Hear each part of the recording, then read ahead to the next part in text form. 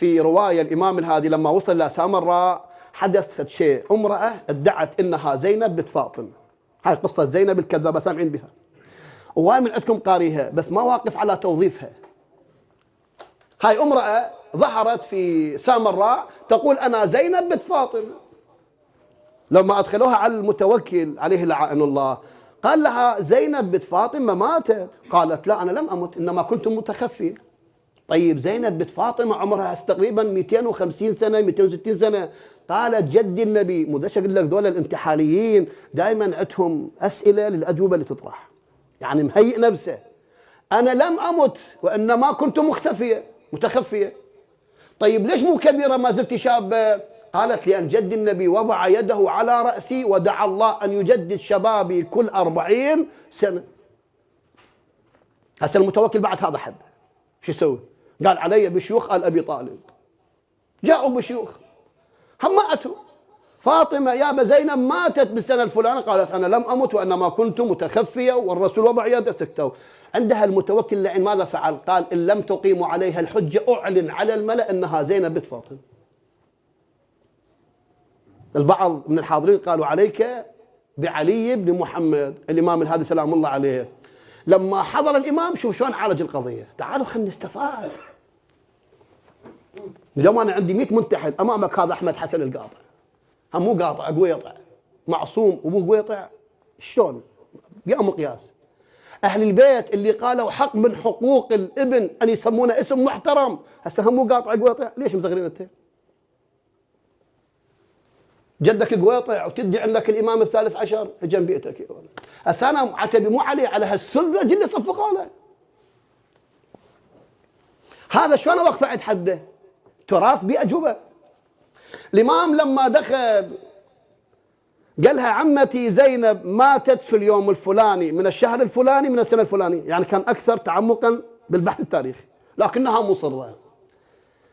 الإمام عرف هاي شيطانة راد لها شنو؟ فتشي يجعلها هي بلسانها تعترف بكذبها. قال نحن أولاد فاطمة حرمت لحومنا على السباع، فإن كنت فعلا زينب بنت فاطمة ادخلي إلى حفيرة السباع. قالت إنما يريد قتلي. شوف هنا بعدها الإمام الهادي التفت، أكو سادة يدعون إنهم سادة، قال لهم كل واحد منكم يدعي إنه ابن فاطمة فليعرض نفسه على السباع. هذا اللي اصفر لونه هذا اللي يخضر لونه، ترى هواي من عندنا اليوم ما عنده تحقيق. قال له انت سيد وانتهت. بعض الموجودين قالوا للمتوكل لما لا ينزل هو؟ متوكل قال لك عصفورين بحجر، هو هذا شكل ثقل معارض الدين، وبالتالي انا بدل ما اتورط بدمه هو جاء عصفورين بحجر. قال لما لا تثبت لنا ذلك يا ابن رسول الله؟ إذا كان أنت تقول نحن أولاد فاطمة لحومنا محرمة على السباع افعلها. ولا بني العباس عندهم طريقة إعدامات خاصة بهم، يصفونهم السياسيين من خلال طريقة إعدام بها رعب، يرمونهم للسباع. تصور حتى خاف أكو معارض سياسي آخر يسمع بأن المعارض السياسي هكذا نهشته السباع، شو تولد عنده؟ رعب. فعندهم سباع جائعة. إذا اختلف في المتوكل واحد شمرها 6 أسود في حفيرة، وضعوا الإمام قال نعم أفعل، وضعوا السلم نزل. ذولا كانوا يتوقعون بأنها ستفترس من كل جهة، لكن ما أن وصل الإمام وإذا بالأسود تمسحت بردائه، وكان هناك كرسي جلس الإمام على الكرسي وصارت الأسود تدنو منه، يضع يده على رأس الأسد يمسح ويأمره بالانصراف، يمسح على رأس الثاني ويأمره بالانصراف، وهكذا وقفت صف أمامها كأنها جنود مجندة جاهزة للأمر الذي يصدر من مصلي على الناس اللي موجودين. صار عندهم اضطراب ذهول، هاي الحالة ما مر عليهم. هذا حيوان مفترس ما يميز عابد أو غيره، المهم يأكل يشبع عنده غريزة. ايش معنى تطعطع وانبطح أمام هذا الوجود؟ يتمسح برداءه.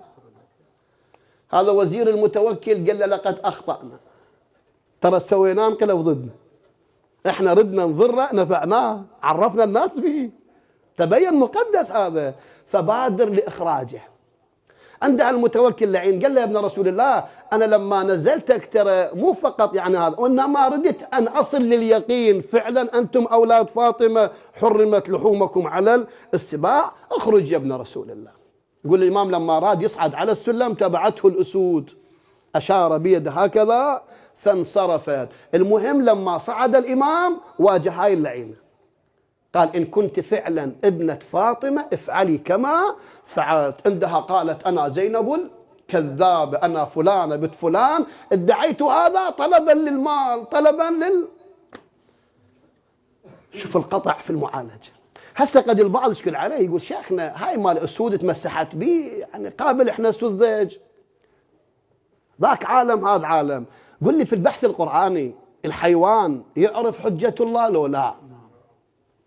هو الله لما ذكر لي قصص في القرآن شو يريد؟ نملة سليمان، نملة سليمان هذه نملة بالصحراء مو صحيح؟ لكن لما رأت جماعة مقبلين يتزعمهم شخص عرفت هذا الشخص باسمه وشخصه لو لا؟ هسه أنا أتحدث بالقرآن مو رواية. قالت نملة يا أيها النمل ادخلوا مساكنكم لا يحطمنكم سليمان وجنوده. عرفت هذا منو؟ سليمان. واللي خلفه منو؟ انت من تشوف جماعه مقبلين من اول نظره تميز تعرف لو تسال شلون هاي النمله عرفت انه سليمان، وكيف عرفت بانه اللي خلفه جنوده، وعرفت بانهم شنو؟ سلام معصوم وهم لا يشعرون. يعني تعتقد هذا النص ما يفتح عندك افق؟ انا قبل ايام قلت القرآن الكريم يثبت مسألة بأن كل شيء في هذا الوجود مدرك، مو صحيح؟ كل شيء في هذا الوجود مدرك مثل ما أنت يا بني آدم شنو؟ مدرك. بدليل وإن من شيء إلا يسبح بحمده ولكن لا تفقهون تسبيحهم. الله تعالى يقول يا بني آدم كل شيء في هذا الوجود مسبح. مسبح يعني شنو؟ أنت لما تقول سبحان ربي الأعلى وبحمده، سبحان ربي العظيم وبحمده، لما تقول سبحان الله سبحان الله سبحان الله يعني شنو؟ يعني أنا عقيدتي أنزه ربي، أنزه ذات ربي من كل عيب ونقص وفقر، أنزهه عن صفات السلب، أصفه بصفات الإيجاب. الله حكيم قادر نعم، بس الله ينام؟ لا يموت. أنزهه عن كل عيب وعن كل نقص، أنزهه عن الشريك. إذا مدرك ولا ما مدرك؟ هذا الإدراك اللي عندنا موجود عند بقية الكائنات؟ الله نعم يقول نعم. لو أنزلنا هذا القرآن على جبل شو يصير؟ لرأيته خاشعا متصدعا. بربكم خاشع متصدع صفات، مدرك لو مو مدرك؟ الله تعالى يقول عرضنا الأمانة على السماوات والأرض، مضمون الآية، فأبين أن يحملنها وأشفقن منها.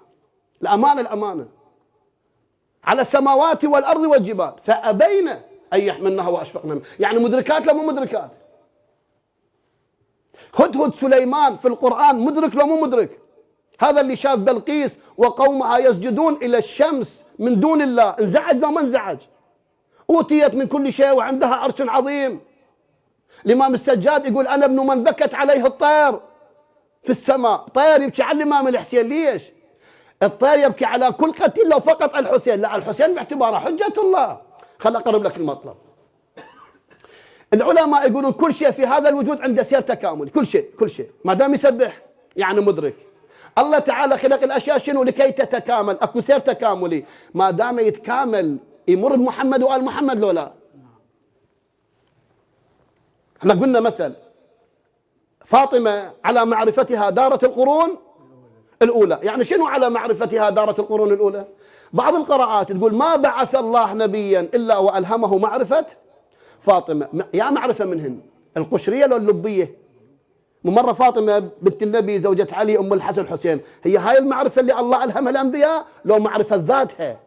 طيب ليش الله تعالى ما بعث نبي إلا وألهمه معرفة فاطمة؟ لأن النبي ما يصير نبي إلا إذا عرف الله تعالى. قل لي النبي معقولة يصير نبي وما يعرف الله تعالى؟ متى يكون نبي؟ إذا عرف الله. معرفة الله تكون بشكل مباشر وعن طريق الآثار، عن طريق الآثار. أعظم آثار الباري منهم أم محمد وآل محمد. اللهم صل على محمد وآل على كل